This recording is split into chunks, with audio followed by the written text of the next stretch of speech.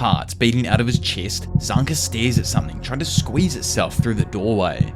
Hey everyone, Diavolo here, and in today's video, we are going over the 4th arc in Kaorana's trash domain that is Gachiakuta. This, the Spellcaster Successor arc, is a short but extremely critical part in the story that develops the world even further, adding to the mysticism surrounding what caused everything to end up the way it has. Why is there a flying sphere known as heaven? Why are the rich people seemingly living above the poor in this barren landscape? And what caused Earth to become this barren land? Well, of course, subscribe if you are new around here and want to keep up to date with all of these Gachiakuta videos as I smash out the entire series. Plus, of course, leave a like as it really helps in pushing my content to a bunch of new amazing people. Either way, and kicking things back off 6 hours before we found Zanka losing his mind, hanging off Rudo, Follow pleads with him, trying to stop him from going to see the woman in no man's land. Rudo stays firm though, and says he can't stop because she might know how to return to the sphere. Rolling on in, Engine quickly shuts down Rudo's argument and tells him he has a death wish if he wants to go to such a dangerous place without being prepared or knowing the limits of his own power. It's fantastic Rudo can use powers, however, he continues saying that both him and Rudo need to be aware of the weaknesses of them. How many times can he use them, and that kind of stuff. Curious himself, Rudo asks if this means Engine will be joining him on the journey, to which Engine answers that it'd be Kermicide to go into the Forbidden Zone by yourself, even though that was, totally how we found Engine in the first volume. Anyways, he says that janitors don't just destroy the aberrant beasts, they also collect information about them. Plus, he warns Rudo to keep an eye out for more raiders that could show up at any time while they're out there. Being reminded of something he previously wanted to ask though, Rudo asks how it is that the Vandals can be givers as well. Engine replies that not all humans are good people, and not all humans can take good care of things. Becoming a giver has nothing to do with how bad or good a person may be. There are even some people who look down on givers, calling them codependent. In truth, Engine says that to an average person, it may seem creepy since they get attached to a single object, kind of like Gollum from Lord of the Rings, but here givers fawn over an item, treating it with care, and in turn it gives it power, whereas the ring already had power and that was what made people fawn over it. Rudo thinks about what Engine said earlier, and realizes he assumed that bad people wouldn't take care of their things, which, bad people could still take good care of their things. Rudo, then noticing Engine just waltz off, yells out, but Pro just tells him to chill out for the day since he's had a lot going on recently. Later on, and over at the cleaner's headquarters, we find Rudo, alone in his room, lying down, trying to chill out. Suddenly, his door swings open, startling the kid and revealing Rio, who offers to show him around the HQ. She quickly flies through the tour, showing him the training room, dining hall, and, of course, the John. She admits the place is a little rundown, but it's got all they need. Wide-eyed though, Rudo says it's a lot more than what he had up above. Wondering what his life used to be like, Rio asks how it was up on the sphere. Rudo replies that he'd go on scenic missions with Rigto, find trash, and get verbally abused. Relieved to hear that there are dicks up top too, Rio tells him not to worry since there are bullies everywhere. She continues to ask him what kind of foods he would eat and if he's had sweets before. Wondering if she possibly meant dessert, Rudo says that only rich people could have them. Cutting him off though, Rio stands up and lets them know that they have some. Now staring down at a massive meal full of delectable desserts, Rio explains that here on the ground, they have people called vianders, or vendors pretty much. Engine, sitting across from them, asks if they came here just to eat sweets, and Rio confirms it. Concerned for his young apprentice, Engine admits he doesn't know much about what goes on up on the sphere, but down here, sweets are more addictive than drugs. Due to the pollution here on the surface, it's extremely difficult for anyone to grow anything. Luckily, the vendors are full of givers that specialize in cooking. Thanks to them, it's possible the ground has an even greater supply of food than up top. Watching Bro goon out over the sweets though, Rio tells him to take a bite. Grabbing a sweet from the table, Rudo slowly takes a bite and thinks for a moment. Suddenly, his mind explodes with a feeling he's never felt before. Pure energy. He screams out in pure delight before planting his hands back onto the plate and continuing to smash his face. Rolling on in, another janitor sucking on a pacifier and what I'm guessing is probably his vital instrument, stares at Rudo intensely. Locking eyes with this random, our boy thinks that they probably just want some of his sweets. After having a brief mental battle with himself though, Rudo begrudgingly hands the lolly forth. The janitor quickly snatches it and puts his hand out expecting more, which only aggravates Rudo as he asks Engine who this snot-nosed brat is. Around 6 hours later now, Zanka, walks past the random corridor and just happens to overhear Engine and Ryo talking about Rudo. They joke how they never expected it to happen, how their stock of sweets were completely ravaged. Zanka wonders what the hell his junior did, but quickly forgets as he walks off down the corridor. Turning his head around the corner, he sees something bursting through the doorway, something that freezes him in his tracks. Popping through the door, turns out it was just freaking Rudo feeling the full effects of these sweets down on the ground. Bro's full on bulking right now. It's actually crazy to see if this is the effect that happens off sweets on the ground in comparison to, sweets up top, which for all I know could make you vomit because, they want to stay thin there or something. Either way, later on, probably the next day and out in the courtyard of the janitor headquarters, we find Rudo holding Zanka at knife point. Zanka immediately starts flaming him, asking if he had already lost his ability to wield an instrument. Getting the group back on track, Ryo reminds them they were supposed to be re-evaluating his ability, but now they're just evaluating the success of Rudo's diet. Looking at the random blade in his hand though, Rudo wonders why it's not working. He can still remember what it felt like and what he did in order to bring out his ability. Zanka thinks about it for a moment himself and theorizes that the foundation of his ability may have something to do with Rudo fixing things that were thrown away. That means that the ability responds to trash or broken things. Gathering a bunch of random crap, the group dumps it all in front of Rudo. Zanka tells him to pick something from the pile, and after rummaging through, he picked up an old triangle square edge. Without hesitation, Bro thrusts it above his head, turning the regular square into a brutal cutting device. Stoked to see he actually figured it out, Engine commends Zanka for his interpretation, saying he knew he'd be a great trainer. Gassed up himself, Rudo thanks Zanka, but since he's also jaded over the recent praise he's been getting, he tests him, telling his junior to see if he can weaponize a bunch of items in a row. Without any hesitation, Rudo does this and ends up turning 2 items into some devilish trash type weapons. However, he soon collapses to the ground right after, something Engine notes he probably should have known since the last time he saw him use multiple instruments, it's also happened. He notes though that the quality of Rudo's gloves are so insanely good that his body can't really keep up with him physically yet. In a sense, the longer someone gives their object time, love and care, the more seasoned and therefore better it becomes as a vital instrument. Inside of the guild, they refer to it as improving an item's quality. The higher an item's quality, the more powerful it becomes. That being said, quality alone never makes someone a good fighter. The powers themselves matter too, and those are a reflection of the user's experience and ideology. Pretty much, both are extremely important. Zanka ponders over their power system as well for a moment, and how it reflects on Rudo. If he has been wearing those gloves since pretty much birth, then why has it affected him so much to use its ability? He questions if perhaps it has something to do with Rudo's apparent series. Rudo himself, also kinda confused, asks why his weapons aren't falling apart after creating 3 of them at once, when good old Griss's amulet fell apart after just a certain amount of time. Ryo poses that maybe there really is just a time limit on them, or perhaps it's just because those items don't have any regrets themselves. Since Rudo maximizes the value of an item, maybe they only crumble away once they've fulfilled their role. Engine agrees that maybe it's all part of Rudo's power. He draws out the full worth of trash and broken stuff. They then do what they're meant to do before reaching the end of their lives. It's like with Griss's amulet, he never destroyed it, but exhausted all that was left of it until the very end. Looking down at his hands, Rudo realizes now that his ability was never one that just destroys things. Finally, when it comes to a series, Rudo asks what the hell it even means. Letting him in on it, Ryo follows up asking if he gave his gloves a name, since you give one to things that are important. Ryo's scissors are obviously the Ripper, Engine's umbrella is Unbreaker, and Zanka's staff is the Love Stick. Coming clean though, Rudo admits he's never even thought about naming his gloves before. So obviously that there is kind of what the series means, the name of his gloves or the naming scheme behind them. So I wonder how that even correlates to someone else possibly having a similar series to him or the exact same series. Elsewhere though, on a desolate part of the earth, Jabber and Katoni return home after their little bouts in the previous arc. Rolling up to their boss, they mention several phrases, most of which we know, but some that are yet to be revealed in depth.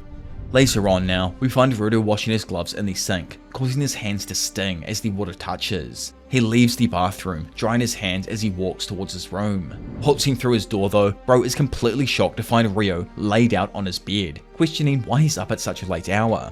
She reminds him that they will be leaving tomorrow, but Rudo, rather stunned at how she even got in, questions what the hell she's up to. In one of those probably should have closed the window type moments when gooning, she says that her room is right above his and got super worried after she heard some weird ass moaning coming from his room. Seeing his blackened hands, she asks if it's the cause. Rudo answers that they don't hurt as much when his gloves are on, but he still has to wash them sometimes. Which, obviously makes sense, you probably wouldn't want some stank ass gloves. Ryo points out how painful it looks, but questions what they are since they don't exactly look like burns. Not knowing himself, Rudo admits that you'd have to ask his parents. Standing up, Ryo as she walks towards the window says that they get a lot from their parents, some good and some bad. She then leaves, leaving our boy to contemplate what even just happened.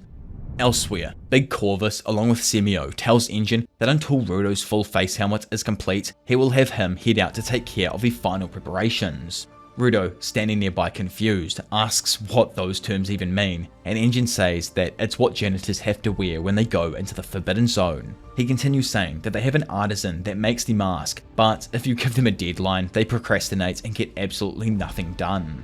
In the meantime, Arca says that while he waits, Rudo will be heading out to get some magical charms. Semio chimes in by mentioning that the Forbidden Zone is unpredictable, and that it's not uncommon to get killed by aberrant beasts. To prevent those things as much as possible, the cleaners will have a specific giver cast a spell, or more literally, draw on Rudo with their powers. Rudo questions what she meant by draw, and she continues saying that the boss gave that person free reign. They would visit the janitors to draw occasionally, but it's been a while, so they probably got too busy.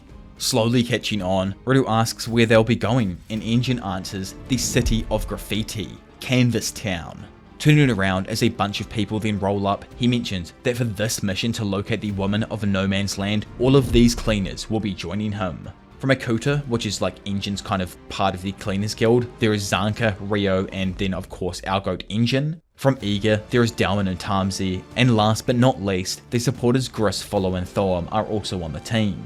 Usually, when they decide to go on a mission, it's standard to take 5 supporters. Recently though, when going to No Man's Land, they've started taking fewer supporters and more givers. Rolling up himself, Dalmon shakes the entire freaking room. He intently says he heard Rudo's entire life story and will never forgive those who do terrible things to his comrades. He freaking loves people who are passionate and says Rudo must be eager before Tamsi then steps on in, telling him to settle things down. Tamsi says that since Engine brought in Rudo, that means he belongs to Akuta, which is what I was saying before. He continues to excuse Dalman for being intense, but mentions that he is still a good person. He also tells Rudo that he likes passionate people too. On a quick side note, I'm just really loving these character designs. Everyone is super freaking recognizable in the series so far, from even our supporter crew to the hulking beasts like Dalman. Fantastic design all around, and obviously not just with the art, but these guys and girls get-ups are sick. Hairstyles matching their abilities, it's all got a freaking hella unique feel to the series, and I'm loving it. Enough of me goading out over a dope new series though. Engine, adding back to the chaos, tells Dalman to let them know how passionate he is. Not holding back, Dalman powers up a shout that shatters Rudo's freaking spine. He screams out that they are headed to Canvas Town. It's gonna be a bumpy ride, but they do not give in. Why? Because they are the cleaners. Seeing how gassed up Dalman is, everyone joins in, farming up as much aura as possible before the mission that lies ahead. Calmly sitting down in the car now, the team gets to it and heads off on their way to start this kind of short side story. What I'm imagining is a few hours later, the group comes to a halt just outside Canvas Town. Rudo, sitting there in the back, crawls his way forward in awe as he gets his first look at the sprawling landscape. Getting out of the car, Rudo turns to Tamsi and asks if all of the cities on the ground are built like this. Tamsi explains that pretty much all of the larger cities have domes over them to keep the litter out from the sphere. Most people on the ground also live inside cities as well, since if they end up exposed to the elements for too long, they usually end up getting crushed under the rain of trash. As they approach the entrance to the city, there is a bit of a commotion going on. 2 people are trying to walk through the open doorway, but there seems to be an invisible blockade preventing them. While they push and shove, trying to get through, Engine and the others walk through easily. Seeing Rudo behind, he turns back and tells him to follow. Pretty much, as long as you don't have anything insane in mind that you want to do when you're in town, then the town will let you come and go as you please. Now inside of the city, Rudo is amazed at all of the art covering the walls and buildings. Ryo lets him know that not everyone in the world was keen on graffiti being all over the place, so to contain it, they built Canvas Town to allow people to draw and paint freely. Confused on what they're even doing here now though, Rudo asks if they came here to just look at the art. Engine tells him that they're here to meet a giver who comes from a lineage of artists in the city. This giver's ability puts a talisman on things he paints. For example, if Bro draws on a wall and puts his feelings or intentions into it, telling it to nullify one attack, the wall would then do that. He brings up the guys at the entrance to the city and how they couldn't enter because they were stopped by this ability. Since it covers the outside walls, the charm prevents those with ill intentions from getting in. This type of ability is extremely rare, but Engine says it has been passed down through generations inside of the city. While they continue walking, suddenly someone boosts around the corner and runs straight into Engine, causing her to trip and fall over. Ryo immediately reprimands Engine for making the girl cry, right as a random man then steps out around the corner as well, having not exactly expected the janitors to be here so soon. Immediately recognizing the man as the mayor of Canvas Town, Engine tells them they're looking to get a charm done and if he knows where the artist is. After a pause though, the mayor reveals that he is dead. Sadly, he died in the morning due to a build-up of body pollution. Apparently Gob wasn't exactly just content on staying in the safe zone to paint and went to the contaminated zone to draw. He imagines he was so wrapped up in the joy of drawing that he probably took his mask off several times. The mayor then starts to trail off painfully while saying that he really did try to warn him to keep his mask on. Standing in the back of the room though, Rudo watches as Engine kneels beside the bed. Tamsy apologizes to Rudo that he came all of this way only to receive some pretty messed up news. He shouldn't get too upset though, as this is just sadly a cause of death people on the ground have to deal with regularly. The mayor then also stands up saying that the decision has already been made on who will inherit the vital instrument, revealing a tearful girl who has been sitting behind the bed this entire time, the same one that ran into, good old Engine from earlier on. Turns out Gob actually made this decision before he died. The mayor isn't too sure how they decide someone's worth, but what he does know is that when the chosen successor inherits the vital pen, they develop giver powers every single time. The mayor introduces the heiress as Remlin Tysark, who was recognized by Gob to be the next spellcaster, hence the big Spellcaster Successor arc title. He says that even though it's a great honor for someone who still paints to take over the Jinky, she is still young and the pressure of being the spellcaster may be too much to handle. While everyone talks about her, Rudo looks at the girl as tears stream down her face. Volo steps in saying that there are people who can become givers pretty much on the spot. Usually an object can't become a vital instrument unless it's been used with care over time, but a person who already has a predisposition to become a giver can sometimes gain those powers instantly by taking up a vital instrument, even if it wasn't originally theirs. Never mind that though, as he says, it's extremely rare to have that ability in itself. Looking down at his gloves, Rudo wonders if he could have inherited his. Speaking back up though, the mayor apologizes to the group, as he suspects they're gonna need a bit of time here. Remlin was extremely attached to old Gob, and to lose him so suddenly has hit her hard. Tearing up himself, the mayor can't help but think about how much Gob enjoyed painting. Even though the mayor can't paint himself, he wanted to preserve the sight of people enjoying painting, and became the mayor to do that. Reminiscing himself, Engine adds that Gob was like that. He'd show up, draw whatever he wanted, then disappear with a smirk on his freaking face.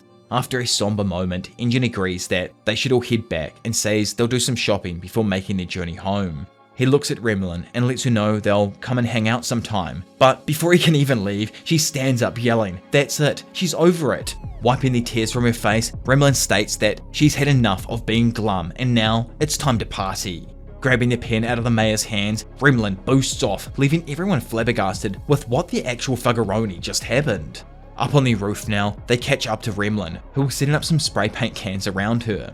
She says that after thinking about it, even though it is sad that Gob obviously died, she knows he wouldn't be happy seeing everyone cry. Turning the lid and cracking it open, Remlin lifts the pen into the sky as it slowly begins to get enveloped by energy. Suddenly, a massive beam of pure power shoots down from above, hitting Remlin and turning her ordinary pen into a large, beautiful fan-styled paintbrush. At least, I think it's a fan brush, might just be more of a straight-up paintbrush, but let me know down below. Taking to the top of the roof of the building, Remlin goes ham with her brush, painting up such a storm that it causes the freaking spray cans to shoot up into the air before exploding like a bunch of colourful fireworks. From below, Rudo watches in awe as he is reminded of memories of Regto. All around though, the entire city joins in on the revelry, picking up brushes and cans of paint that they toss into the sky. Realizing the party that he's in for here, the mayor looks at Engine and apologizes, saying that it's probably going to take a while to get that spell done. But with a smile on his face though, Bo responds that he knows this is Canvas Town, the city of fun and freedom. But, I guess they don't end up having to wait around, and back indoors now, Remlin ends up drawing on Rudo's face before straight up laughing at him. While Rudo questions what the hell she's gone and done to him, Engine jokes that he's just starting to get an idea of why she was chosen to become the next spellcaster. No one can contain the fun-loving spirit of an artist. Starting things over herself, Remlin introduces themselves, saying they're going to work hard as the new spellcaster. The first thing is though that their powers don't exactly work on people unless she gets permission from them first. In this world of Gachiakuta, you usually have to ask for permission to draw on walls in other towns, so to her it makes sense that you have to ask people. Walls and objects are one thing, but when you're drawing on people, getting their okay is just a common courtesy. Engine jokes said it definitely wasn't like that back in Gob's day, and initially assumed that the spellcasters inherited the exact same powers. Remlin says he has it all wrong though. Their powers are similar because they all have so much fun when making art. Freedom and fun. She believes that Gob and all of the other spellcasters chosen before him believed in those things. Taking this in, Engine admits to himself that, yeah, he honestly does not get it at all. Getting ready to draw on Rudo now, Remlin double checks if one for reducing their damage from a big hit would work. Getting the go ahead, she then activates her ability and turns her ordinary pen into a fantastic looking tattoo gun. Jumping out of his seat though, Engine interrupts her, getting her to stop. Probably, best idea since dude's only like 15 or 16 years old. He also says that he's surprised the vital instrument can just change into any art supply the spellcaster wants. Finally taking things seriously though, Remlin changes the tattoo gun into a marker and asks to doodle the spell onto Rudo. A little while later, the cleaners start to head out, all with spells on them to reduce one big hit. Randomly, those two Muppets from earlier though then roll up and start questioning the mayor why they let Remlin inherit the instrument. They both try monologuing about how they definitely deserve it over her. However, the mayor steps in and screams at them to shut their filthy freaking pie holes. Moving past those bozos though, the cleaners all jump back in their cars and say their goodbyes to Remlin and the mayor. Remlin, with a fat smile on her face, tells them that one day she'll come over and draw at the cleaners too. During the car ride home now, Rudo asks Engine if they are going straight back to the cleaners, and he answers that they are, but only to get his mask. Before that though, he turns his head around and asks Rudo if he wants to go and do his favourite thing. Arriving at a random abandoned building, the two go trash picking in order to get Rudo a few vital instruments for his next arc. Somewhere near Rudo in that pile of junk, randomly a telly turns on. On the screen, a figure dressed in a large trench coat is seen wearing the exact same gloves as Rudo. Which, if there's identical abilities in the series, that'd be quite interesting. And if they end up looking the same, why do their gloves look exactly the same? Maybe it's a passed down thing, maybe it's a family thing. I actually have no freaking idea. But obviously, let me know your thoughts down in the comment section below. And if you are new around here, then do subscribe, as it really just helps in pushing my content to a bunch of new amazing people. But enough of me rambling on. For now, it's been your professional degenerate Diavolo, and I will see you all in a bit. Bye.